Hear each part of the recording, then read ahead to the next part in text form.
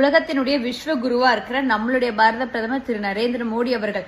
நம்ம எல்லாம் அவருடைய ஃபேன்ஸ், அதனால நம்ம விஸ்வகுரு அப்படின்னு சொல்றோம். ஆனா இல்லைங்க, நிஜமாவே அவர் விஸ்வகுரு தான். நினைச்சு பாருங்க, 29 நாட்டுல இருந்து அவர் ரிசீவ் பண்ணிருக்காரு ஹானர்ஸ். அதையும் தாண்டி கடைசியா இஸ்ரேலுக்கு போனப்போ அங்கேயும் ஹானர் கொடுத்ததோட சேர்ந்து அங்க இருக்கிற பார்லிமெண்ட்ல ஸ்பீச் கொடுத்திருக்காரு. அந்த நாட்டினுடைய பிரதமர் அவர் அவ்வளோ ஹாப்பியா வெல்கம் பண்ணிருக்காங்க. வெல்கம் பண்ணதோடைய மோடிஜி அவர்கள் ஃப்ரெண்டையும் தாண்டி பிரதர் அப்படின்னு சொல்லியிருக்காங்க. மோடிஜி இஸ் த பாஸ் அப்படின்னு உலக நாடுகளுடைய தலைவர்கள் எல்லாம் சொல்லிட்டு இருக்காங்க.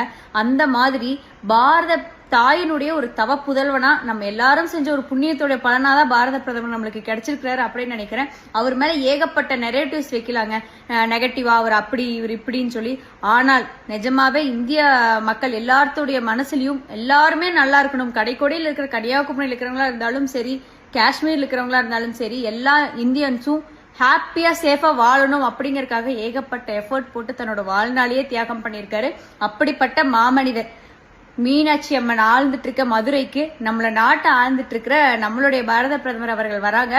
எய்ம்ஸை வச்சு ஒரு பெரிய அரசியல் பண்ணாங்க. இந்த திராவிட முன்னேற்ற கழகம் செங்கலை தூக்கிட்டு எய்ம்ஸ் எங்கன்னு அந்த எய்ம்ஸை கட்டக்கூடாது அப்படிங்கிற ஒரு நோக்கத்தோட தான் மரத்தை வெட்ட கூட பர்மிஷன் கொடுக்காம இழுத்தடிச்சிட்டு இருந்தாங்க. இந்த அரசியல் எல்லாம் வெளியில அவங்க பேச மாட்டாங்க. எல்லாத்தையும் தாண்டி இன்னைக்கு எய்ம்ஸை கட்டி முடிச்சு அதை திறந்து வைக்கிறதுக்காக நம்மளுடைய பாரத பிரதமரே மதுரைக்கு வராங்க. எல்லாரும் பாரத பிரதமரை சந்தோஷமா வெல்கம் பண்ணலாம். இப்படிப்பட்ட பிரதமர் கிடைக்கிறதுக்கு நம்ம எல்லாரும் கொடுத்து வச்சிருக்கோங்க. நன்றி.